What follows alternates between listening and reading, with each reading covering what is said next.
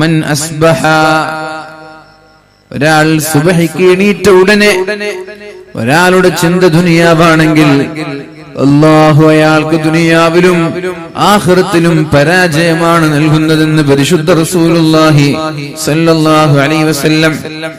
ഒരാള് രാവിലെ എണീറ്റിട്ട് ഒരൊറ്റൊരു ചിന്ത എന്താണ്? പൈസ ഉണ്ടാക്കണം, പൈസ ഉണ്ടാക്കണം. ഇങ്ങനെ ഒരൊറ്റൊരു ചിന്തയാണ്. ആഖിറത്തെ കുറിച്ചൊരു ബോധമില്ല. ഇങ്ങനെയാണെങ്കിൽ അല്ലാഹു റബ്ബ് സുബ്ഹാനഹു വ തആല അവരുടെ ദുനിയാവും ആഖിറവും പരാജയത്തിലാക്കുമെന്നാണ് പരിശുദ്ധ റസൂലുള്ളാഹി സ്വല്ലല്ലാഹു അലൈഹി വസല്ലമ തങ്ങൾ പറഞ്ഞത്. ഇനി ചില ആളുകൾ അവർ രാവിലെ എണീറ്റാൽ ചിന്തിക്കുന്നത് ആഖിറത്തിലേക്ക് വേണ്ടി എന്തെങ്കിലും ഒരുക്കണമെന്നാണ്. ഞാൻ നാളെ മരിച്ചുപോയാലോ, ഞാൻ നാളെ ലോകത്തോട് ഇവിടെ പറഞ്ഞു പോയാലോ എന്റെ അവസ്ഥ എന്തായിരിക്കുമെന്ന് ആലോചിച്ച്, ആഖിറത്തിലേക്ക് വേണ്ടി ഞാൻ വല്ലതും എടുത്തു വെച്ചിട്ടുണ്ടോ എന്ന് ആലോചിച്ച് പാരത്രിക ലോകത്തിന് വേണ്ടി പ്രവർത്തിക്കുന്നവരാണെങ്കിൽ അല്ലാഹു ദുനിയാവിൽ അവരുടെ ആവശ്യങ്ങൾ ചെയ്തു കൊടുക്കുമെന്നും ആഖിറത്തിലും ദുനിയാവിലും അവർ വിജയികളായിരിക്കുമെന്നും പരിശുദ്ധ റസൂലുള്ളാഹി സ്വല്ലല്ലാഹു അലൈഹി വസല്ലം. അപ്പൊ മരണം എപ്പോഴാണ്, എങ്ങനെ വരും എന്ന് നമ്മൾക്ക് ആർക്കും പറയാനോ അല്ലെങ്കിൽ നമ്മൾക്ക് ഒരു പ്രീ പ്ലാൻ ചെയ്തിട്ട് വരുന്നൊരു കാര്യമല്ല മരണം. അപ്രതീക്ഷിതമായി ആർക്കും എപ്പോഴും വന്നേക്കാം. അതുകൊണ്ട് നമ്മെ സംബന്ധിച്ചിടത്തോളം ദുനിയാവ് എന്ന ചിന്ത ആഖിറം ഒഴിവാക്കിയിട്ട് വേണ്ട. ആഖിറത്തെ കുറിച്ച് തീരെ ബോധമില്ലാതെ ദുനിയാവ് വെട്ടിപ്പിടിക്കാൻ ഇറങ്ങരുത്. രണ്ടുണ്ടായിക്കോട്ടെ, ദുനിയാവും ആഖിറവും രണ്ടുണ്ടായിക്കോട്ടെ. ജനങ്ങളിൽ ചില ആളുകൾ മൻ യഖൂലു റബ്ബനാ ആതിനാ ഫിദ്ദുനിയാ ഹസന, അല്ലാഹുവേ ദുനിയാവിൽ എനിക്ക് നീ നന്മ താ റബ്ബേ എന്ന് ദുആ ചെയ്യുന്ന ആളുകൾ, അത്തരം ആളുകൾക്ക് അല്ലാഹു തആല ആഖിറത്തിൽ യാതൊരു പ്രസക്തിയും യാതൊരു പ്രാധാന്യവും നൽകൂല. ദുനിയാവ് നന്നാക്കാൻ വേണ്ടി ഇറങ്ങുന്ന ആളുകൾ, ദുനിയാവിന് വേണ്ടി പ്രാർത്ഥിക്കുന്ന ആളുകൾ രാവിലെ എണീറ്റാൽ തന്നെ ദുനിയാവിനെ കുറിച്ചാണ് ചിന്ത, സമ്പത്തിനെ കുറിച്ചാണ് ചിന്ത. ഇത്തരം ആളുകൾക്ക് അല്ലാഹു തആല ആഖിറത്തിൽ യാതൊരു പരിഗണന നൽകൂല. എന്നാൽ മറ്റു ചില ആളുകളുണ്ട്, വമിനൻ നാസ് മൻ യഖൂലു റബ്ബനാ ആതിനാ ഫിദ്ദുനിയാ ഹസന വഫിൽ ആഖിറതി ഹസനതൻ വഖിനാ അദാബന്നാർ. അല്ലാഹുവേ ദുനിയാവിലും ആഖിറത്തിലും നീ ഞങ്ങൾക്ക് വിജയം താ റബ്ബേ എന്ന് ദുആ ചെയ്യുന്ന ആളുകൾ, അവർക്ക് അല്ലാഹു ദുനിയാവും നൽകും ആഖിറവും നൽകുമെന്നാണ് പരിശുദ്ധ ഖുർആൻ നമ്മോട് പഠിപ്പിച്ചു തരുന്നത്. ومن يتق الله يجعل له مخرجا ويرزقه من, അദ്ദേഹത്തിന് അല്ലാഹുവിനെ തഖ്വയോടെ ജീവിക്കുന്ന ആളുകൾക്ക് അല്ലാഹു എല്ലാ പ്രയാസങ്ങൾക്കും പരിഹാരം നൽകുമെന്നും അവർ പ്രതീക്ഷിക്കാത്ത വഴിയിലൂടെ അല്ലാഹു അവർക്ക് റിസ്ക് നൽകുമെന്നും പരിശുദ്ധ ഖുർആനിലൂടെ അല്ലാഹു നമ്മൾക്ക് പഠിപ്പിക്കുന്നില്ലേ? ഇല്ലേ? അല്ലാഹുവിനെ തഖ്വയോടെ ജീവിക്കുകയാണെങ്കിൽ യജഅൽ ലഹു മഖ്റജ, എല്ലാ പ്രശ്നങ്ങൾക്കും അല്ലാഹു പരിഹാരം നൽകും. തഖ്വയിൽ അധിഷ്ഠിതമായി ജീവിച്ചാൽ മതി. തെറ്റുവരും വന്നാൽ തൗബ ചെയ്ത് അല്ലാഹുവിലേക്ക് മടങ്ങിയാൽ മതി. ചിന്ത അല്ലാഹുവിനെ കുറിച്ച് ചിന്ത വേണം. ദുനിയാവ് മാത്രമാവരുത്. അല്ലാഹുവിനെ കുറിച്ചുള്ള ബോധം വേണം. പാരത്രിക ലോകത്തെ കുറിച്ചിട്ടുള്ള ചിന്തകൾ വേണം. അതല്ലേ അല്ലാഹുവിന്റെ ഹബീബായ മുഹമ്മദുർ റസൂലുള്ളാഹി സ്വല്ലല്ലാഹു അലൈഹി വസല്ലം പറഞ്ഞത്, അൽ കയ്യിസു മൻ ദാന നഫ്സഹു വഅമില ലിമാ ബഅദൽ മൗത്ത്. ബുദ്ധിമാൻ എന്ന് പറയുന്നത് നമ്മുടെ പരീക്ഷകളിൽ വിജയം നേടുന്നവനല്ല, വലിയ കുറുക്കു ബുദ്ധിയിലൂടെ സാമ്പത്തികമായി അഭിവൃദ്ധി നേടിയവരല്ല. ആരാണ് ബുദ്ധിമാൻ? സ്വന്തം ശരീരത്തെ അല്ലാഹുവിന് സമർപ്പിക്കുന്നവരാണ് ബുദ്ധിമാൻ. മൻ ദാന നഫ്സഹു വഅമില ലിമാ ബഅദൽ മൗത്ത്. മരണശേഷം ഒരു ലോകം വരാനുണ്ട്, മരണശേഷം ഒരു ലോകം വരാനുണ്ട്. ഖബർ സത്യമാണ്, മഹ്ശറ സത്യമാണ്, സിറാത്ത് സത്യമാണ്, മീസാൻ സത്യമാണ് എന്ന ബോധത്തോടെ നാളെ പാരത്രിക ലോകത്തെക്കുറിച്ച് ചിന്തിച്ച് ജീവിക്കുന്നവരാണ് ബുദ്ധിമാനെന്ന് പരിശുദ്ധ റസൂലുള്ളാഹി സ്വല്ലല്ലാഹു അലൈഹി വസല്ലം. അതുകൊണ്ട് മഹാനായ ഉമർ ഇബ്നു അബ്ദുൽ അസീസ് തങ്ങൾ തന്റെ മക്കൾക്ക് വേണ്ടി ബാക്കി വെച്ചത് തഖ്വയാണ്, സമ്പത്തല്ല. നമ്മളൊക്കെ നമ്മുടെ മക്കൾക്ക് വേണ്ടി സമ്പാദ്യങ്ങൾ സമ്പാദിക്കുകയാണ്. 50 വയസ്സായി സമ്പാദിക്കുന്നത് നിർത്തിയില്ല, 60 വയസ്സായി പിന്നെയും വിശ്രമമില്ലാതെ ഓടിച്ചാടി നടക്കുകയാണ്. എന്തിനാണ് ഇങ്ങനെ കഷ്ടപ്പെടുന്നത്? നിങ്ങൾക്ക് ജീവിക്കാനുള്ളത് നിങ്ങൾ സമ്പാദിച്ചില്ലയോ എന്ന് ചോദിക്കുമ്പോ അത്തരം ആളുകൾ പറയുന്നത്, എന്റെ മക്കൾക്ക് വേണ്ടി ഞാൻ ഉണ്ടാക്കണ്ടേ? എന്റെ ഉപ്പ എനിക്ക് വേണ്ടി ഒന്നും ഉണ്ടാക്കി തന്നില്ല, എന്റെ ഉപ്പ എനിക്ക് വേണ്ടി, എന്റെ ഉപ്പയുടെ മക്കൾക്ക് വേണ്ടി ഒന്നും എന്റെ ഉപ്പ, എന്റെ പിതാവ് സമ്പാദിച്ചില്ല, ഞാൻ എന്റെ മക്കൾക്ക് വേണ്ടി സമ്പാദിക്കണ്ടേ എന്ന ചോദ്യമാണ് പല ആളുകളും നമ്മോട് ചോദിക്കുന്നത്. അത്തരം ആളുകളോട് പറയാനുള്ളത്, മക്കൾക്ക് വേണ്ടി ബാക്കി വെക്കേണ്ടത് സമ്പാദ്യങ്ങളല്ല, മക്കൾക്ക് വേണ്ടി ബാക്കി വെക്കേണ്ടത് തഖ്വയാണ്. മക്കൾക്ക് വേണ്ടി ബാക്കി വെക്കേണ്ടത് വീടുകളോ സ്വത്തുക്കളോ അല്ല, മക്കൾക്ക് വേണ്ടി ബാക്കി വെക്കേണ്ടത് തഖ്വയും അള്ളാഹുവിനുള്ള വിശ്വാസവും അതുപോലെ അള്ളാഹുവിനെ കുറിച്ചുള്ള നല്ല ചിന്തകളുമാണ് നമ്മുടെ മക്കൾക്ക് വേണ്ടി നമ്മൾ ബാക്കി വെച്ചു പോവേണ്ടത്. അധ്വാനിക്കണ്ട എന്നല്ല, സമ്പാദിക്കണ്ട എന്നല്ല ഞാൻ പറഞ്ഞതിന്റെ ആശയം. തീരെ ജോലി ചെയ്യണ്ട എന്നോ ബിസിനസ് വേണ്ട എന്നോ അല്ല. അള്ളാഹുവിന്റെ ദീൻ മറന്നുകൊണ്ടുള്ള ഒരു കച്ചവടം നമ്മൾക്ക് ആവശ്യമില്ല. അള്ളാഹുവിന്റെ ദീൻ മറന്നുകൊണ്ടുള്ള ഒരു കച്ചവടം നമ്മൾക്ക് ആവശ്യമില്ല. നിസ്കാരം നഷ്ടപ്പെടുത്തിക്കൊണ്ടുള്ള ഒരു കച്ചവടവും നമ്മൾക്ക് ആവശ്യമില്ല. ദീനീ ബോധമില്ലാത്ത സമ്പാദ്യം കൊണ്ട് നമ്മൾക്ക് യാതൊരു പ്രയോജനമില്ല. നമ്മുടെ മക്കൾക്ക് ദീൻ പഠിപ്പിക്കാതെ, നമ്മുടെ മക്കളെ ദീനിയായ മാർഗത്തിലൂടെ ചലിപ്പിക്കാതെ, നമ്മുടെ മക്കൾക്ക് ദീനിയായ സന്ദേശം നൽകാതെ, നമ്മുടെ മക്കൾക്ക് അച്ചടക്കം പഠിപ്പിക്കാതെ, നമ്മുടെ മക്കൾക്ക് നിസ്കാരത്തെ കുറിച്ച് ബോധം നൽകാതെ, നമ്മുടെ മക്കൾക്ക് നമ്മൾ സമ്പാദ്യങ്ങൾ ബാക്കി വെച്ചു പോയതുകൊണ്ട് ഒരു നേട്ടവും നമ്മൾക്ക് കിട്ടാനില്ല. പഠിക്കേണ്ടത് മഹാനായ ഉമർ ഇബ്നു അബ്ദുൽ അസീസ് തങ്ങളുടെ ജീവിതത്തിൽ നിന്നാണ്. 1/2 ദീനാർ പോലും സ്വന്തമായിട്ട് ലഭിക്കാത്തവരാണ് മഹാനായ ഉമർ ഇബ്നു അബ്ദുൽ അസീസ് തങ്ങളുടെ മക്കൾ. ഏതെങ്കിലും ഒരു മക്കൾ പട്ടിണി കിടന്നത് ചരിത്രത്തിൽ നിങ്ങൾക്ക് കാണിക്കാൻ കഴിയുമോ? ഏതെങ്കിലും ഒരാൾ 11 മക്കളിൽ ഏതെങ്കിലും ഒരു കുഞ്ഞുമോൻ, ഏതെങ്കിലും ഒരു മകന് പട്ടിണി കിടന്ന് പ്രയാസപ്പെടേണ്ടി വന്നത് എവിടെയെങ്കിലും ചരിത്രത്തിൽ നിന്ന് വായിച്ചെടുക്കാൻ പറ്റുമോ? ഇല്ല. കാരണം ആ ഉപ്പ മക്കൾക്ക് അനന്തരമായി തന്നത് തഖ്വയായിരുന്നു. ആ പിതാവ് മക്കൾക്ക് അനന്തരാവകാശമായി നൽകിയത് തഖ്വയായിരുന്നു. തഖ്വ ലഭിച്ചാൽ മക്കളൊക്കെ മുത്തഖീങ്ങളായാൽ 5 പൈസ പോലും ബാക്കി വെച്ചില്ലെങ്കിലും അവരവരുടെ ആവശ്യങ്ങൾക്ക് വേണ്ടി അള്ളാഹു ഇഷ്ടം പോലെ വാരിക്കോരി അവർക്ക് നൽകുമെന്നാണ് പരിശുദ്ധ ഖുർആൻ നമ്മോട് പഠിപ്പിക്കുന്നത്. അവൻ അറിയാത്ത വഴിയിലൂടെ, അവൻ ചിന്തിക്കാത്ത വഴിയിലൂടെ, അവൻ ആലോചിക്കാത്ത വഴിയിലൂടെ അള്ളാഹു അത്തരം ആളുകൾക്ക് അവരവരുടെ ആവശ്യങ്ങൾക്ക് വേണ്ടി സമ്പാദ്യങ്ങൾ വാരിക്കോരി നൽകുമെന്ന് പരിശുദ്ധ ഖുർആൻ നൽകുമ്പോ, സന്ദേശം നൽകുമ്പോ, സമ്പാദ്യം മാത്രം ബാക്കി വെച്ചു പോകുന്ന ആളുകൾ ഓർക്കേണ്ടത് ഹിശാം ഇബ്നു അബ്ദുൽ മലിക്കിന്റെ 11 മക്കളെയാണ്. ഒരു മകന് 10 ലക്ഷം രൂപയാണ് ലഭിച്ചത്. എന്നാൽ ആ 11 മക്കളിൽ ചില ആളുകൾ അങ്ങാടികളിൽ തെണ്ടിത്തിരിഞ്ഞ് യാചിച്ച് നടക്കുന്നത് കണ്ടിട്ടുണ്ട് എന്നല്ലേ പറഞ്ഞത്? 10 ലക്ഷം ബാക്കി വെച്ച് ആ മക്കളെ കൊണ്ട് എന്തെങ്കിലും പ്രയോജനമുണ്ടായോ?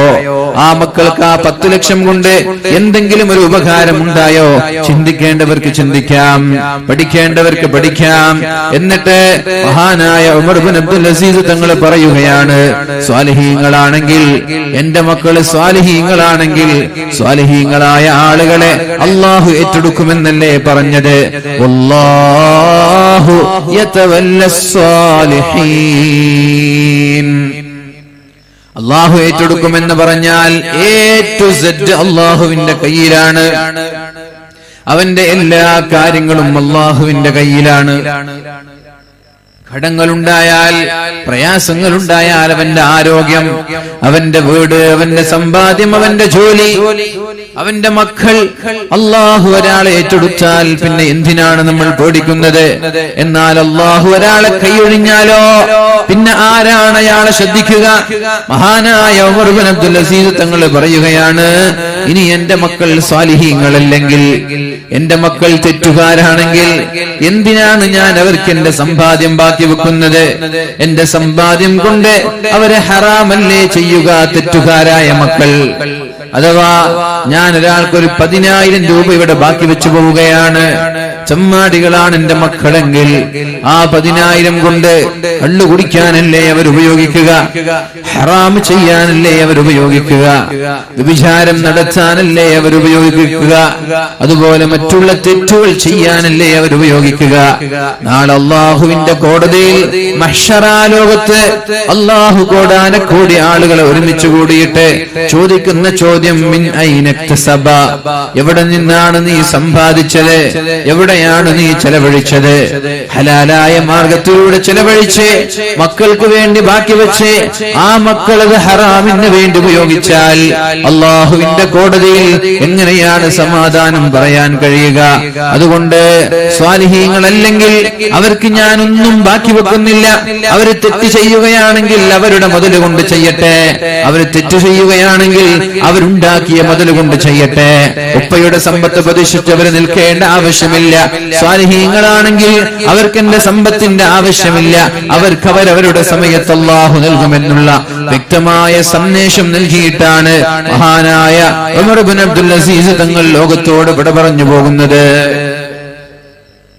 ആ ഉമർ ഇബ്നു അബ്ദുൽ അസീസ് തങ്ങളുടെ സന്ദേശമാണ് നിങ്ങൾക്ക് നൽകാനുള്ളത്. പെരുന്നാളിന്റെ ദിവസം മഹാനായ ഉമർ ഇബ്നു അബ്ദുൽ അസീസ് തങ്ങൾ വീട്ടിലേക്ക് കടന്നു വരുമ്പോ തന്റെ പിഞ്ചു പൈതങ്ങൾ ചെറിയ കുഞ്ഞ് കരയുന്നുണ്ട്. ചെറിയ കുഞ്ഞ് കരയുകയാണ്. ഉപ്പാ, എല്ലാവരും പുതിയ വസ്ത്രം ധരിക്കുമ്പോ എനിക്ക് മാത്രം പുതിയ വസ്ത്രമില്ലല്ലോ. 11 മക്കളല്ലേ ഉണ്ടായിരുന്നത്. എന്റെ ചങ്ങാതിമാർ, എന്റെ കൂട്ടുകാരികൾ, എന്റെ നാട്ടിലുള്ള ആളുകൾ എല്ലാവരും പെരുന്നാളിന് പുതിയ വസ്ത്രം ധരിച്ച് അങ്ങാടികളിലേക്ക് കുടുംബക്കാരുടെ വീട്ടിലേക്ക് ഇറങ്ങി ചെല്ലുമ്പോ, ഉപ്പാ എനിക്ക് നല്ല വസ്ത്രമില്ലല്ലോ ഉപ്പാ, എന്റെ വസ്ത്രം കീറിപ്പറിഞ്ഞതാണ്. അപ്പോഴാണ് മഹാനായ ഉമർ ഇബ്നു അബ്ദുൽ അസീസ് തങ്ങൾ ആലോചിക്കുന്നത്, നാളെ പെരുന്നാളാണ്, ഞാൻ വസ്ത്രം വാങ്ങിച്ചു കൊടുത്തില്ല. അതിനുള്ള ക്യാഷ് രാജാവായ ഖലീഫയായ ഉമർ തങ്ങളുടെ കയ്യിലില്ല. ഉടനെ തന്നെ നേരെ കൊട്ടാരത്തിലേക്ക്, കൊട്ടാരം എന്ന് പറഞ്ഞാൽ ഉടനെ തന്നെ ഖജനാവിന്റെ താക്കോലുള്ള ഖജനാവ് സൂക്ഷിപ്പുകാരന്റെ സമീപത്തേക്ക് മഹാനായ ഉമർ ഇബ്നു അബ്ദുൽ അസീസ് തങ്ങൾ നടക്കുകയാണ്. നേരെ ഖജനാവ് സൂക്ഷിക്കുന്ന ഖജാൻജിയുടെ സമീപത്തേക്ക് കടന്നു ചെന്നിട്ട് മഹാനായ ഉമർ ഇബ്നു അബ്ദുൽ അസീസ് തങ്ങൾ ചോദിക്കുകയുണ്ടായി, എനിക്ക് അല്പം തുക നിങ്ങൾ കടം നൽകുമോ എന്ന്, എനിക്ക് അല്പം തുക നിങ്ങൾ കടം നൽകുമോ എന്ന്. ബൈത്തുൽ മാലിൽ നിന്ന്, പൊതുമുതലിൽ നിന്ന്, പൊതു ഖജനാവിൽ നിന്ന് ഒരൽപ്പം എനിക്ക് കടം തരുമോ, എനിക്കൽപ്പം കടം തരുമോ എന്ന് മഹാനായ ഉമർ ഇബ്നു അബ്ദുൽ അസീസ് തങ്ങൾ ചോദിച്ചപ്പോ ആ ഖജനാവ് സൂക്ഷിപ്പുകാരൻ പറഞ്ഞത്, യാ അമീറുൽ മുഅ്മിനീൻ, എന്തിനാണ് നിങ്ങൾക്ക് കാശ്? എന്ത് ആവശ്യത്തിന് വേണ്ടിയാണ്? അപ്പോഴാണ് പറഞ്ഞത്, എന്റെ മക്കൾക്ക് പെരുന്നാളിന് ധരിക്കാൻ പുതിയ വസ്ത്രം വാങ്ങിക്കൊടുക്കാൻ എന്റെ കയ്യിൽ കാശില്ല.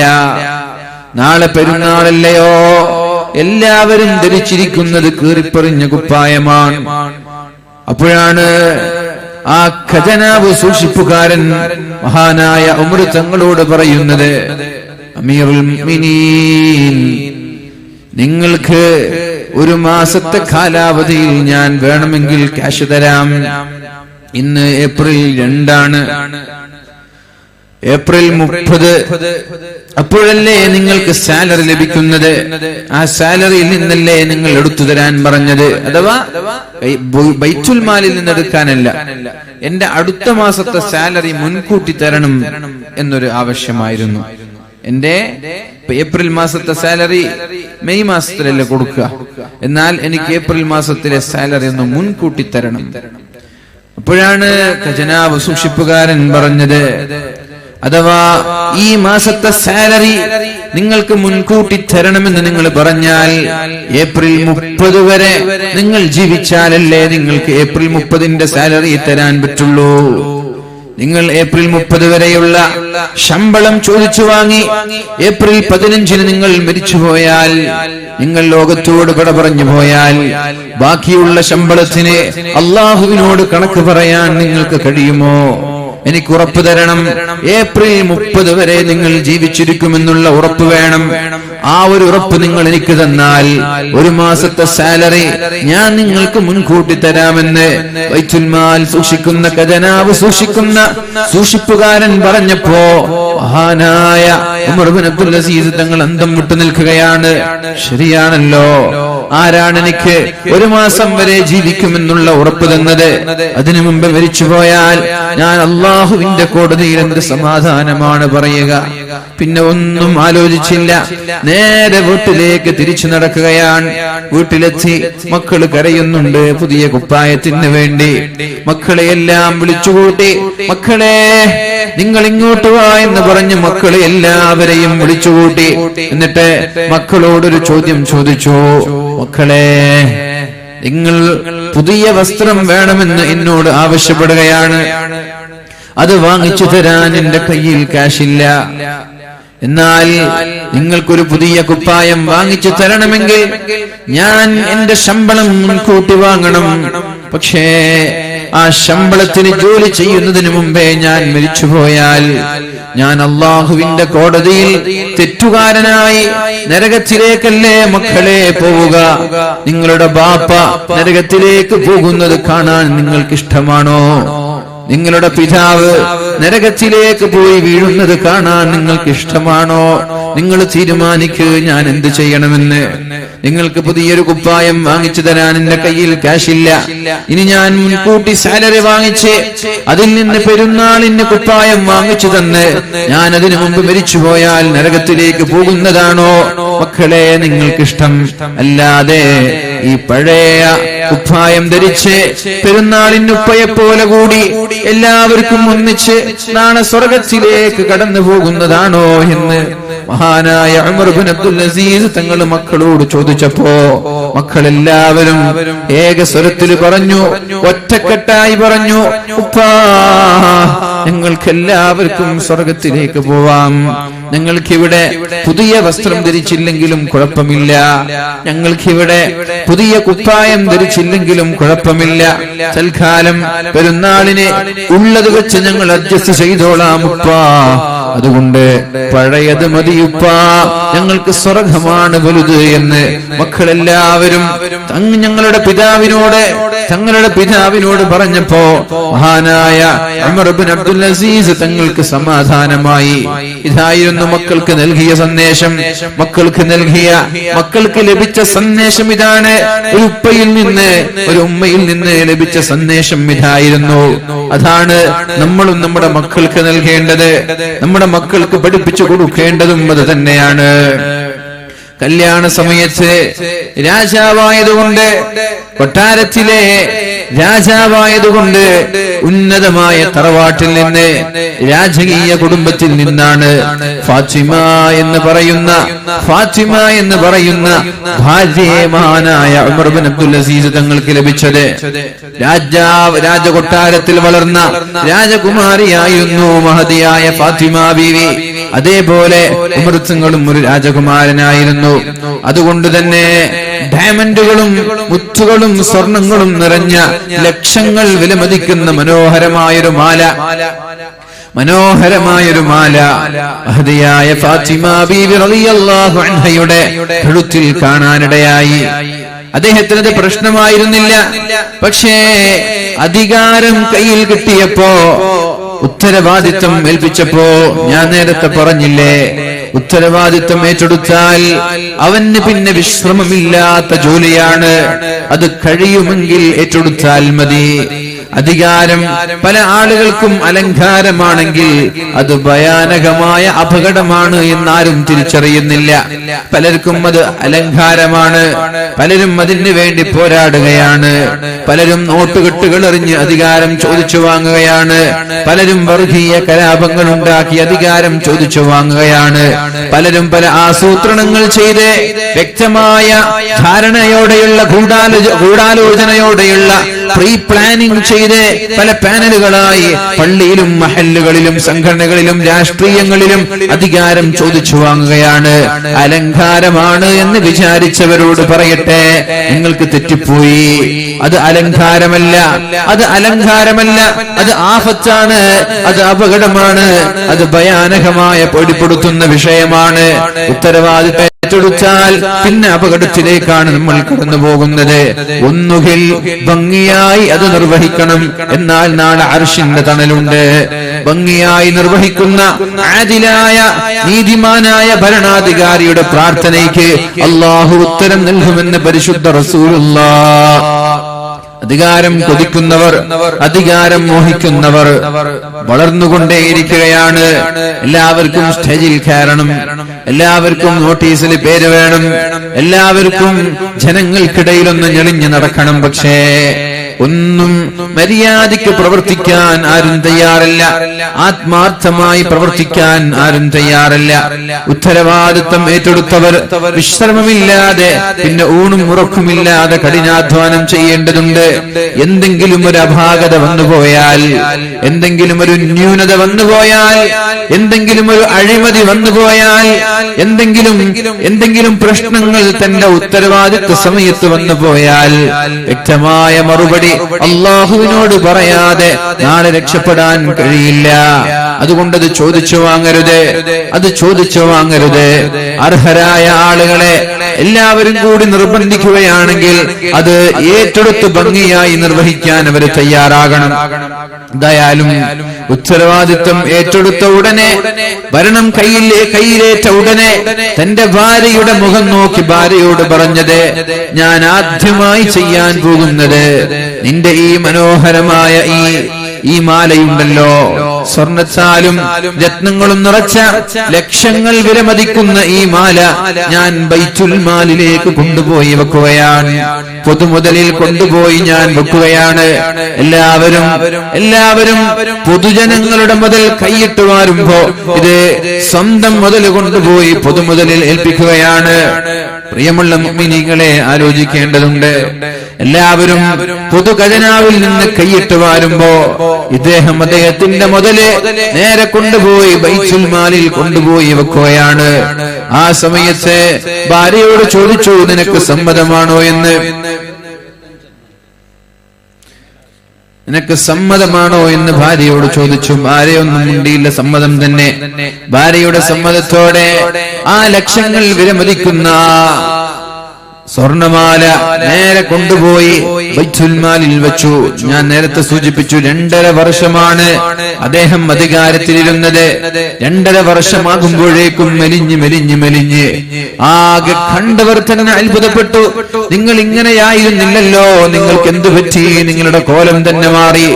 ഒരാൾ ഇടയ്ക്ക് വന്ന് ചോദിക്കുന്നുണ്ട്, എന്തു പറ്റി ഉമർ തങ്ങളെ?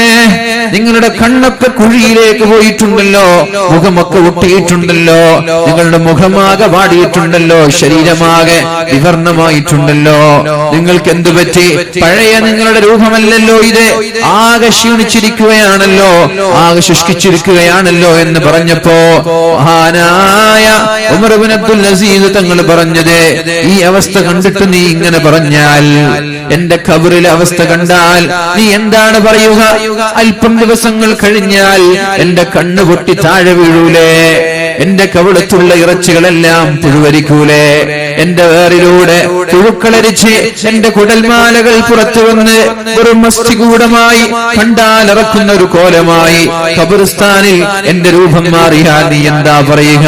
അതുകൊണ്ട് ഇതൊന്നും വലിയ വിഷയമല്ല, ഇതൊന്നും വലിയ ചർച്ച ചെയ്യേണ്ട വിഷയമല്ല എന്ന് മഹാനായ ഉമർ ഇബ്നു അബ്ദുൽ അസീസ് തങ്ങൾ ആഖദനോട് മറുപടി നൽകിയിട്ടുണ്ട്. സഹോദരങ്ങളെ, അങ്ങനെ 2.5 വർഷക്കാലത്തിന് ശേഷം, 2.5 വർഷം കഴിഞ്ഞ് അദ്ദേഹം ലോകത്തോട് വിട പറഞ്ഞു പോയപ്പോ ബൈത്തുൽ മാലിലെ ആ ഖജനാവ് സൂക്ഷിക്കുന്നവരാൾ തന്റെ ഭാര്യയുടെ സമീപത്തേക്ക് കടന്നു വന്നിട്ട് ഭാര്യയോട് പറയുകയാണ്, ഫാത്തിമ, നിങ്ങളുടെ ഭർത്താവ് സ്വർണമാല ബൈത്തുൽ മാലിലേക്ക് ഏൽപ്പിച്ചപ്പോ ഞാനത് സ്വീകരിക്കാതെ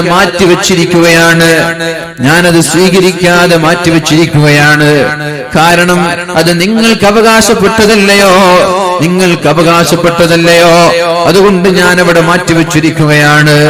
നിങ്ങളുടെ ഭർത്താവ് മരിച്ചുപോയി, വഫാത്തായി, ഇനി നിങ്ങൾക്കത് സ്വീകരിക്കാമല്ലോ എന്ന് പറഞ്ഞപ്പോ മഹദിയായ ഫാത്തിമ എന്ന് പറയുന്ന ഉമർ തങ്ങളുടെ ഭാര്യ, ഉമർ ഇബ്നു അബ്ദുൽ അസീസ് തങ്ങളുടെ ഭാര്യ ഉടനെ പറഞ്ഞത്, എനിക്ക് വേണ്ട, എന്റെ ഭർത്താവിന് അനുവദനീയമല്ലാത്തത് എനിക്ക് വേണ്ട, എനിക്കതിന്റെ ആവശ്യമില്ല.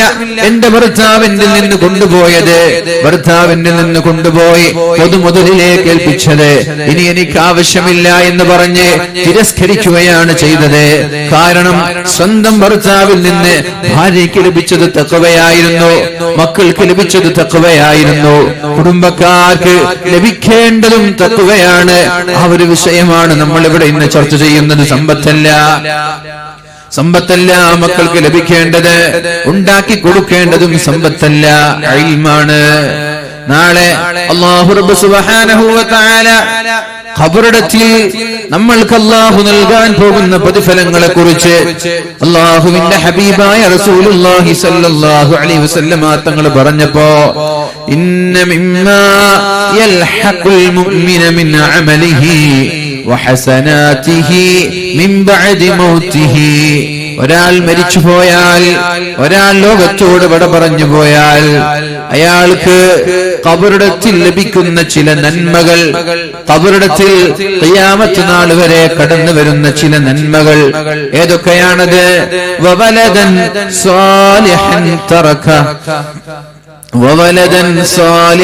തറക, ഇവിടെ ബാക്കി വെച്ച സമ്പാദ്യം കൊണ്ട് അയാൾക്ക് ഉപകാരമുണ്ടാവൂല. ഇവിടെ കോടിക്കണക്കിന് രൂപയുടെ ആസ്തിയുണ്ട്. എല്ലാ അങ്ങാടികളിലും ഓരോ ഷോപ്പുകളുണ്ട്. ഗൾഫ് രാജ്യങ്ങളിലും ബിസിനസ് ഉണ്ട്. എല്ലാറ്റിലും വരുമാനമുണ്ട്. ഇതൊക്കെയാണ് ബാക്കി വെച്ചു പോയത്. ഈ തിരക്കിനിടയിൽ മക്കളെ സ്വാലിഹീങ്ങളാക്കാൻ മറന്നുപോയവർക്ക് ഖബറിൽ എന്താണ് അല്ലാഹു നൽകുന്നത്? ബാക്കി വെച്ച സമ്പാദ്യം അത് ഖബറിൽ എങ്ങനെയാണ് ഉപകരിക്കുന്നത്? അതുകൊണ്ട് പൊന്നാര സഹോദരങ്ങളോട് പ്രിയപ്പെട്ട സഹോദരിമാരോട് അല്ലാഹുവിന്റെ ഹബീബായ റസൂലുള്ളാഹി സ്വല്ലല്ലാഹു അലൈഹി വസല്ലം തങ്ങൾ പറഞ്ഞത്, വവലദൻ സ്വാലിഹൻ തറകഹു, നമ്മൾ മരിച്ചു പോകുമ്പോ ബാക്കി വെക്കേണ്ടത് സ്വാലിഹീങ്ങളായ മക്കളെയാണ്, സ്വാലിഹീങ്ങളായ സന്താനങ്ങളെയാണ്, അല്ലാഹുവിനെ പേടിയുള്ള മക്കളെയാണ്. 5 നേരം നിസ്കരിക്കുന്നവർ, ഖുർആൻ ഓതുന്നവർ, ദിക്ർ ചൊല്ലുന്നവർ, ഉപ്പാക്ക് വേണ്ടി ദുആ ചെയ്യുന്നവർ, ഖുർആൻ ഓതി ഹദിയ ചെയ്യുന്നവർ, മറ്റുള്ളവർക്ക് ഇൽമ് എത്തിച്ചു കൊടുക്കുന്നവർ, ഇങ്ങനെയുള്ള സ്വാലിഹീങ്ങളായ സന്താനങ്ങളെയാണ് ആഖിറത്തിലേക്ക് വേണ്ടി നിങ്ങൾ ബാക്കി വെക്കേണ്ടത് എന്ന് പരിശുദ്ധ റസൂലുള്ളാഹി സ്വല്ലല്ലാഹു അലൈഹി വസല്ലം. അതുകൊണ്ട് ഇനിയുള്ള ദിവസങ്ങൾ, ഇനിയുള്ള സമയങ്ങൾ സമ്പാദിക്കുന്നതോടൊപ്പം മക്കളെ സ്വാലിഹീങ്ങളാക്കാൻ വേണ്ടി നമ്മൾക്ക് മത്സരിക്കാം. അവർക്ക് നിങ്ങൾ 5 പൈസ ബാക്കി വെക്കേണ്ട ആവശ്യമില്ല. കാരണം വമാ മിൻ ദാബത്തിൻ ഫിൽ അർളി ഇല്ലാ അലല്ലാഹി റിസ്ഖുഹാ, വമാ മിൻ ദാബത്തിൻ ഫിൽ അർളി ഇല്ലാ അലല്ലാഹി റിസ്ഖുഹാ. ലോകത്ത് ഒരു കുഞ്ഞുമോൻ ജനിച്ചു വീഴുമ്പോ അവന്റെ റിസ്ഖ് അല്ലാഹു ഇവിടെ കണക്കാക്കി വെക്കുന്നുണ്ട്. ലോകത്തൊരു കുഞ്ഞുമോൻ ഇവിടെ ജനിച്ചു വീഴുമ്പോ, ലോകത്തൊരു പക്ഷിക്കുഞ്ഞിവിടെ ജനിച്ചു വീഴുമ്പോ, ലോകത്തേക്കൊരു മൃഗം ജനിച്ചു വീഴുമ്പോ അവന്റെ റിസ്ഖ് അല്ലാഹു കണക്കാക്കി വെക്കുന്നുണ്ട്. ഇനി നമ്മൾ കോടിക്കണക്കിന് മുതൽ ബാക്കി വെച്ചാലും അല്ലാഹു കണക്കാക്കിയതിൽ നിന്ന് 1 രൂപ പോലും കൂടുതൽ മക്കൾക്ക് കിട്ടില്ല. ഇനി നമ്മൾ 5 പൈസ പോലും ബാക്കി വെച്ചില്ലെങ്കിൽ അല്ലാഹു കണക്കാക്കിയതിൽ നിന്ന് 5 പൈസ പോലും മക്കൾക്ക് കുറയൂല. അതുകൊണ്ട് പൈസയല്ല മക്കൾക്ക് ബാക്കി വെക്കേണ്ടത്, സമ്പാദ്യങ്ങളല്ല മക്കൾക്ക് ബാക്കി വെക്കേണ്ടത് തഖ്വയാണ്, ബാക്കി വെക്കേണ്ടത് സ്വാലിഹീങ്ങളായ മക്കളെയാണ്. പരിശുദ്ധ റസൂലുള്ളാഹി സ്വല്ലല്ലാഹു അലൈഹി വസല്ലം ലോകത്തോട് വിട പറയുമ്പോ തന്റെ പടയങ്കി വരെ അള്ളാഹുവിന്റെ ഹബീബിന്റെ പടയങ്കി വരെ ജൂതനായ ഒരാളുടെ കയ്യിൽ പണയത്തിലായിരുന്നു എന്ന് നമ്മൾക്കറിയൂലേ? ഫാത്തിമ ബീവി ഉണ്ടായിരുന്നില്ലേ? ഹസൻ ഹുസൈൻ ഉണ്ടായിരുന്നില്ലേ? മരുമകനായ അലി തങ്ങൾ ഉണ്ടായിരുന്നില്ലേ? അവർക്ക് വേണ്ടി അള്ളാഹുവിന്റെ ഹബീബ് വല്ലതും ബാക്കി വെച്ചത് നിങ്ങൾക്കറിയുമോ? എന്താണ് ബാക്കി വെച്ചത്? ജൂതന്റെ കയ്യിൽ പണയത്തിലായ ഒരു പടയങ്കി. അതല്ലേ റസൂലുള്ളാഹി സ്വല്ലല്ലാഹു അലൈഹി വസല്ലം വഫാത്തിന്റെ സമയത്ത് ബാക്കി വെച്ചത്. ആ റസൂലുള്ളാഹി സ്വല്ലല്ലാഹു അലൈഹി വസല്ലം തങ്ങൾ പറഞ്ഞു, തറക്തു ഫീകും അംറൈൻ, ഞാൻ നിങ്ങൾക്ക് രണ്ട് കാര്യം ബാക്കി വെച്ചു പോവുകയാണ്, ഞാൻ നിങ്ങൾക്ക് രണ്ട് കാര്യം ഏൽപ്പിച്ചു പോവുകയാണ്. എന്തൊക്കെയാണ് ആ രണ്ട് കാര്യം? ഇഷ്ടം പോലെ മുതലല്ല, നീണ്ടു കിടക്കുന്ന വിശാലമായ സ്ഥലങ്ങളല്ല. ഒന്ന് ഖുർആനാണ്, രണ്ട് ഹദീസാണ്. ഒന്ന് ഖുർആൻ ഞാൻ നിങ്ങൾക്ക് ബാക്കി വെക്കുകയാണ്. അതേപോലെ നമ്മൾക്കും നമ്മുടെ മക്കൾക്ക് വേണ്ടി പരിശുദ്ധമായ ഖുർആനിന്റെ ആശയങ്ങൾ ബാക്കി വെക്കാലോ. ഖുർആനിന്റെ ആശയങ്ങൾ, ഖുർആനിന്റെ വഴി, ഖുർആനിന്റെ വെളിച്ചം ബാക്കി വെച്ച് നമ്മൾക്ക് അല്ലാഹുവിനോട് യാത്ര ചോദിക്കാമല്ലോ. രണ്ട്, സുന്നതി, എന്റെ ചര്യ ഞാൻ നിങ്ങൾക്ക് വേണ്ടി ബാക്കി വെച്ചിരിക്കുകയാണ്. എന്റെ ജീവിതത്തിൽ നിന്ന് നിങ്ങൾ കണ്ടത്, എന്റെ ജീവിതത്തിൽ നിന്ന് നിങ്ങൾ പഠിച്ചത്, എന്റെ ജീവിതത്തിൽ നിന്ന് നിങ്ങൾ കേട്ടത്, ഇതെല്ലാമാണ് ഞാൻ നിങ്ങൾക്ക് ബാക്കി വെക്കുന്നത്. അതേപോലെ നിങ്ങൾ ജീവിക്കണമെന്ന് പരിശുദ്ധ റസൂലുള്ളാഹി സ്വല്ലല്ലാഹു അലൈഹി വസല്ലം പ്രിയമുള്ള ഉപ്പമാരോട് പറയുകയാണ്, ഇനി വലിയൊരു ഭാരിച്ച ഉത്തരവാദിത്വമാണ് നമ്മുടെ കയ്യിലുള്ളത്. അധികാരം എന്ന് പറയുന്നത് പള്ളിയുടെ പ്രസിഡന്റ് ആവലല്ല, സെക്രട്ടറി ആവലല്ല, സംഘടനയുടെ തലപ്പത്തിരിക്കലല്ല, രാഷ്ട്രീയ നേതാക്കളാവലല്ല. കുല്ലുക്കും റാഇൻ വകുല്ലുക്കും മസ്ഊലുൻ അൻ റഅയ്യതിഹി, നിങ്ങളെല്ലാവരും അധികാരികളാണ്. ചോദിച്ചു വാങ്ങാതെ, ആഗ്രഹിക്കാതെ നിങ്ങളുടെ കയ്യിലേക്ക് അല്ലാഹു ഏൽപ്പിച്ചു തന്ന ഉത്തരവാദിത്വമുണ്ട്. എല്ലാവരുടെ കയ്യിലും ആ ഉത്തരവാദിത്വങ്ങളുണ്ട്. നിങ്ങൾ അതിനു വേണ്ടി പാനലുകൾ അവതരിപ്പിച്ചിട്ടില്ല, അതിനുവേണ്ടി നിങ്ങൾ നോട്ടുകെട്ടുകൾ എറിഞ്ഞിട്ടില്ല. നിങ്ങളുടെ കൈകളിലുള്ള ഉത്തരവാദിത്വം നിങ്ങളുടെ മക്കളാണ്. കുല്ലുക്കും റാഇൻ, നിങ്ങൾ ഭരണാധികാരിയാണ്, നിങ്ങൾ ഉത്തരവാദബോധമുള്ള അധികാരികളാണ്. വകുല്ലുക്കും മസ്ഊലുൻ അൻ റഅയ്യതിഹി, നിങ്ങളുടെ കീഴിലുള്ളതിനെ കുറിച്ച് അല്ലാഹു നിങ്ങളോട് ചോദ്യം ചെയ്യും. എന്തൊക്കെയാണ് നിങ്ങളുടെ കീഴിലുള്ളത്? വറജുലു റാഇൻ ഫീ ബൈതിഹി, ഉപ്പാ, നിങ്ങൾ നിങ്ങളുടെ വീട്ടിലെ ഭരണാധികാരിയാണ്, നിങ്ങൾ നിങ്ങളുടെ വീട്ടിലെ ഉത്തരവാദിയാണ്. വീട്ടിലുള്ള ഭാര്യയെ കുറിച്ച് അല്ലാഹു നിങ്ങളോട് ചോദിക്കും. സുബ്ഹി നിസ്കരിക്കാതെ കിടന്നുറങ്ങുന്ന ഭാര്യ, ളുഹർ നിസ്കരിക്കാതെ ജോലി ചെയ്യുന്ന ഭാര്യ, മഗ്രിബ് നിസ്കരിക്കാതെ സീരിയൽ കാണുന്ന ഭാര്യ, സിനിമ കാണുന്ന ഭാര്യ, ആ ചോദ്യം ഭർത്താവിനോടാണ്. അതേപോലെ വീട്ടിലുള്ള മക്കളെ കുറിച്ച് അല്ലാഹു ചോദിക്കുന്നത്, മക്കളെ കുറിച്ച് ചോദിക്കുന്നത് ഉപ്പയോടാണ്. ഉപ്പ വീട്ടിലുണ്ടായിരിക്കുമ്പോ വീട്ടിന്റെ ഉത്തരവാദി ഉപ്പയാണ്, ഉമ്മയല്ല. ഉപ്പ വീട്ടിലുണ്ടാകുമ്പോ, ഭർത്താവ് വീട്ടിലുണ്ടാകുമ്പോ വീടിന്റെ പൂർണ്ണമായ ഉത്തരവാദിത്വം ഭർത്താവിന്റെ കൈകളിലാണ്. ആ സമയത്ത് ഭാര്യ ചെയ്യുന്നത് ഭർത്താവിന്റെ അറിവോടെയാണെങ്കിൽ അല്ലാഹുവിന്റെ കോടതിയിൽ സമാധാനം പറയേണ്ടി വരും. ആ സമയത്ത് മക്കള് ചെയ്യുന്നത് ഭർത്താവിന്റെ അറിവോടെയാണെങ്കിൽ അല്ലാഹുവിന്റെ കോടതിയിൽ സമാധാനം പറയേണ്ടി വരും. ഇനി ഭർത്താവ് നാട്ടിലില്ല, ഭർത്താവ് ഗൾഫിലാണ്, ഭർത്താവ് ജോലിക്ക് വേണ്ടി പുറത്തേക്ക് പോയതാണ്. ആ സമയത്ത് ആരാണ് വീട്ടിലുള്ളത്? വൽ മർഅതു റാഇയത്തുൻ ഫീ ബൈതി സൗജിഹാ, ആ വീടിന്റെ ഭരണാധികാരി, ആ വീടിന്റെ ഉത്തരവാദിത്വം ആ പെണ്ണിന്റെ കയ്യിലാണ്. സൗണ്ട് കുറക്കല്ലേ. ആ വീടിന്റെ ഉത്തരവാദിത്വം പെണ്ണിന്റെ കയ്യിലാണ്. ഭാര്യയാണ് വീട് നിയന്ത്രിക്കേണ്ടത്, ഭാര്യയാണ് മക്കളെ കുറിച്ച് ആലോചിക്കേണ്ടത്, ഉമ്മയുടെ അറിവോടെ മക്കള് നിസ്കരിക്കാതെ കിടന്നുറങ്ങിയാൽ ആ ഉമ്മയോടാണ് അല്ലാഹു ചോദ്യം ചോദിക്കുന്നത്. ഉപ്പയ്ക്കതിൽ പേടിക്കാനില്ല. ഉപ്പ ഗൾഫിലാണ്, ഉമ്മയാണ് വീട്ടിലുള്ളത്. സുബഹി നിസ്കരിക്കാതെ കിടന്നുറങ്ങുന്ന പൊന്നുമോൻ ഉമ്മയ്ക്ക് വിളിക്കാൻ സന്മനസ് വരുന്നില്ല. ചെറുതല്ലേ, ഉറങ്ങിക്കോട്ടെ. ചോദ്യം ഉമ്മയോടാണ്. ളുഹർ നിസ്കരിക്കാതെ സ്കൂളിലേക്ക് പറഞ്ഞയച്ചതാണ് മക്കളെ. 10 വയസ്സ് കഴിഞ്ഞു. 10 വയസ്സ് കഴിഞ്ഞ മക്കളെ, ആണായിക്കോട്ടെ പെണ്ണായിക്കോട്ടെ, സ്കൂളിലേക്ക് പറഞ്ഞയച്ചു. ളുഹർ നിസ്കരിക്കാതെ അസ്ർ വരെ സ്കൂളിൽ നിന്നു.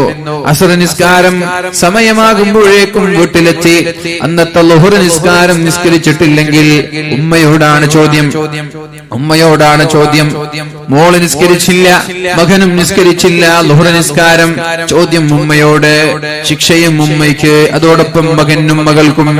അതുകൊണ്ട് സ്കൂളിലേക്ക് ചേർക്കുമ്പോൾ നിസ്കരിക്കാൻ സൗകര്യമുണ്ടോ എന്ന് ആലോചിക്കണം. നിസ്കരിക്കാൻ സൗകര്യമില്ലാത്ത സ്കൂളുകളിൽ മക്കളെ ചേർക്കരുത്. എന്തിനാണ് ഈ ദുനിയാവ്? നിസ്കരിക്കാത്ത ദുനിയാവ് എന്തിന്? നിസ്കരിക്കാത്ത പഠനം എന്തിന്? നിസ്കരിക്കാത്ത സ്കൂളുകൾ നമ്മൾക്ക് എന്തിന്? അള്ളാഹു സൃഷ്ടിച്ചത് തന്നെ നിസ്കരിക്കാനാണ്.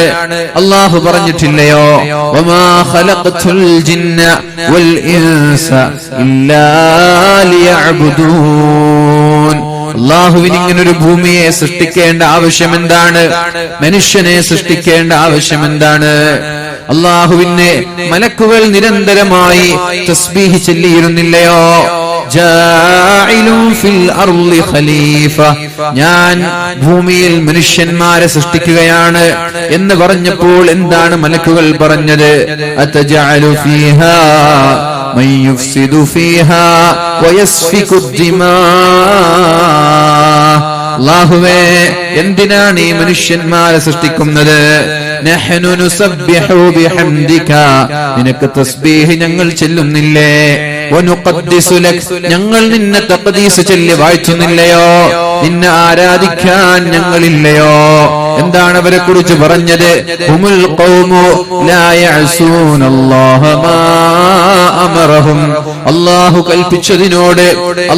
കൽപ്പിച്ചതിനോട് ഒന്നുപോലും എതിര് പ്രവർത്തിക്കാതെ, തിന്നാതെ കുടിക്കാതെ വിശ്രമമില്ലാതെ ഊണില്ലാതെ ഉറക്കില്ലാതെ നിരന്തരമായി അല്ലാഹുവിനെ ആരാധിക്കുന്ന ഞങ്ങളുണ്ടാകുമ്പോ പിന്നെ എന്തിനാണ് റബ്ബേ ഈ മനുഷ്യന്മാരെ നിങ്ങൾ സൃഷ്ടിക്കുന്നത്? എന്തിനാണ് റബ്ബേ ഈ രക്തം ചീന്തുന്ന, കൊലപാതകം നടത്തുന്ന, അക്രമങ്ങൾ സൃഷ്ടിക്കുന്ന, വർഗീയ കലാപങ്ങൾ ഉണ്ടാക്കുന്ന, മറ്റുള്ളവരെ പറ്റിക്കുന്ന, മറ്റുള്ളവരെ പരാജയപ്പെടുത്തുന്ന, വഞ്ചന നടത്തുന്ന ഈ മനുഷ്യന്മാരെ എന്തിനാണ് റബ്ബേ നീ സൃഷ്ടിക്കുന്നത് എന്ന് അല്ലാഹുവിനോട് മലക്കുകൾ ചോദിച്ചില്ലയോ? അല്ലാഹുവിന്റെ മറുപടി, വമാ ഖലഖതുൽ ജിന്ന വൽ ഇൻസ ഇല്ലാ ലിയഅ്ബുദൂൻ. ഈ മനുഷ്യനെ അല്ലാഹു സൃഷ്ടിച്ചത് ആരാധിക്കാനാണ്. ഖലഖതുക ലിൽ ഇബാദ, നിന്നെ സൃഷ്ടിച്ചത് ആരാധിക്കാനാണ്. അല്ലാഹു എന്നെയും നിന്നെയും സൃഷ്ടിച്ചത് ആരാധിക്കാനാണ്. ഫലാ തൽഅബ്, അതുകൊണ്ട് കളിച്ച് നടക്കണ്ട. ജീവിതം കളിയാക്കി മാറ്റരുത്. ജീവിതം കളിയാക്കി മാറ്റരുത്. ജീവിക്കേണ്ടത് ആരാധിക്കാനാണ്. അതിനിടയിൽ കളികൾ കുഴപ്പമില്ല. ജീവിക്കേണ്ടത് ആരാധിക്കാനാണ്. അതിനിടയിൽ കളികൾ കുഴപ്പമില്ല. പക്ഷേ കളിക്കാൻ വേണ്ടി ജീവിക്കരുത്. കളിക്കാൻ വേണ്ടി ജീവിക്കരുത്. ആരാധിക്കാൻ വേണ്ടി നമ്മൾക്ക് ജീവിക്കാം. അതിനിടയിൽ കളികളാവാം. കളിക്കാൻ വേണ്ടി ജീവിച്ച് അതിനിടയിൽ ആരാധന വേണ്ട. കളിക്കാൻ വേണ്ടി ജീവിതം തന്നെ കളിയാണ്. ചിന്തകൾ കളിയാണ്, പ്രവർത്തനങ്ങൾ കളിയാണ്, ആലോചനകൾ കളിയാണ്. ജീവിതത്തിന്റെ സമയം ചെലവഴിക്കുന്നത് കളികൾക്ക് വേണ്ടി. അതിനിടയിൽ ആരാധന അത് വേണ്ട. അതിനല്ല അല്ലാഹു സൃഷ്ടിച്ചത്.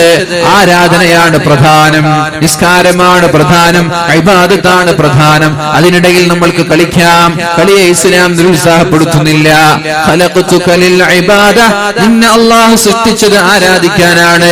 ഫലാ തൽഅബ്, അതുകൊണ്ട് പൊന്നുമോനെ നീ കളിച്ചു നടക്കല്ല. നിന്റെ ആരാധനകൾക്ക് നീ പ്രാമുഖ്യം നൽകണം, നിന്റെ ഇബാദത്തിന് പ്രാമുഖ്യം നൽകണമെന്ന് അള്ളാഹു പഠിപ്പിക്കുന്നുണ്ട്. അതുകൊണ്ട് പ്രിയമുള്ള ഉമ്മമാരോട്, പ്രിയമുള്ള ഉപ്പമാരോട്, രക്ഷിതാക്കളോട് പറയാനുള്ളത്, നമ്മുടെ മുമ്പിലുള്ള ഭാരിച്ച ഉത്തരവാദിത്വം നമ്മുടെ മക്കളെ അള്ളാഹുവിന് വഴിപ്പെടുന്ന മക്കളാക്കി മാറ്റുക എന്നതാണ്. 7 വയസ്സുവരെ മക്കളുടെ കൂടെ കളിച്ച്, മക്കളുടെ കൂടെ സമയം ചെലവഴിച്ച്, മക്കളുടെ കൂടെ അവരിൽ ഇടപഴകി, അവരുമായി തമാശകൾ പങ്കിട്ട്, അവരെ പോലെ അഭിനയിച്ച് 7 വയസ്സായാൽ പിന്നെ അല്പം ഗൗരവത്തിലാവണം. 7 വയസ്സ് പോലെയല്ല, 7 വയസ്സിന് ശേഷം കുഞ്ഞുണ്ടാവണം. നമ്മൾക്കൊരു കുഞ്ഞുണ്ടായി, അള്ളാഹു നമ്മൾക്കൊരു കുഞ്ഞിനെ തന്നാൽ നല്ല പേരിട്ട് കൊടുക്കാനും, നല്ല പേരിട്ട് കൊടുക്കാനും, അദബ് പഠിപ്പിക്കാനും അള്ളാഹുവിന്റെ ഹബീബ് സല്ലല്ലാഹു അലൈഹി വസല്ലം നമ്മൾക്ക് പഠിപ്പിച്ചു തന്നിട്ടില്ലയോ? മൻ വലിദ ലഹു മൗലൂദുൻ, ഒരാൾക്ക് കുഞ്ഞുണ്ടായാൽ ഫൽയുഹ്സിൻ ഇസ്മഹു വഅദബഹ, നല്ല പേരിട്ട് കൊടുക്കണം. പേരിന്റെ പേരിൽ ഉസ്താദുമാരെ ശല്യം ചെയ്യരുത്, അല്ലെ? പേരിന്റെ ഉസ്താദുമാരെ ശല്യം ചെയ്യരുത്. നിങ്ങൾക്ക് ഇഷ്ടപ്പെട്ടൊരു പേര് പറഞ്ഞിട്ട് ഉസ്താദുമാരെ അർത്ഥം കണ്ടെത്തണം എന്ന് പറഞ്ഞാൽ നടക്കില്ല. ഒന്നുകിൽ അർത്ഥമുള്ള പേര് നിങ്ങൾ പറയണം, അല്ലെങ്കിൽ പിന്നെ ഉസ്താദുമാരോട് ചോദിക്കാതെ നിങ്ങൾക്ക് ഇഷ്ടമുള്ള പേരിടണം. ഇത് രണ്ടേ നടക്കും. പേര് നിങ്ങൾക്ക് മനസ്സിൽ തോന്നുന്ന പേര്, അതിന് നിങ്ങൾ തന്നെ ആഗ്രഹിക്കുന്ന അർത്ഥവും ഞങ്ങൾ തരണമെന്ന് പറഞ്ഞാൽ നടക്കില്ല. അങ്ങനെ ഉണ്ട് ചില ആള്, ഇതിനിങ്ങനെ അർത്ഥമില്ലേ, ഈ അർത്ഥമുണ്ടല്ലോ, ഇതിങ്ങനെ ആയിക്കോട്ടെ, എങ്ങനെ ആയിക്കൂടെ, അങ്ങനെയൊക്കെ ചോദിക്കുന്ന ആളുകൾ. അപ്പൊ നമ്മൾ അങ്ങനെ ചെയ്യരുത്. പേരിങ്ങനെ ആവശ്യമില്ലാതെ കുറെ ചുരുക്കിയിട്ടും കുറെ കൂട്ടിയിട്ടൊന്നും വലിയ കാര്യമില്ല. നല്ല പേരിട്ട് കൊടുക്കും, നല്ല അർത്ഥമുള്ള എന്തെങ്കിലും പേരിട്ടിട്ടാ പോരെ. ഏറ്റവും ഇതിൽ ഞാൻ പറയും, നിങ്ങൾക്ക് പേരിടുന്നുണ്ടെങ്കിൽ ഏറ്റവും നല്ലത് ഇസ്ലാമിക ചരിത്രത്തിലെ ഇതിഹാസങ്ങളുടെ പേരിട്ട് കൊടുക്കുക. സലാഹുദ്ദീൻ അയ്യൂബി, നല്ല പേരല്ലേ? അങ്ങനെ ആവും. ഇസ്ലാമിക ചരിത്രത്തിലെ ഇതിഹാസങ്ങളുടെ പേര് കൊടുക്കുക, അവരങ്ങനെയാവും. അല്ലാതെ നിങ്ങൾ മോഡേൺ പേരിന്റെ പിന്നാലെ ഒന്നും പോകരുത്. ഇതിലൊന്നും വലിയ കാര്യമില്ല. നല്ല പേരിട്ട് കൊടുക്കണം മക്കൾക്ക്. ഫൽയുഹ്സിൻ ഇസ്മ, നല്ല പേര് ഇൻഷാ അല്ലാഹ്.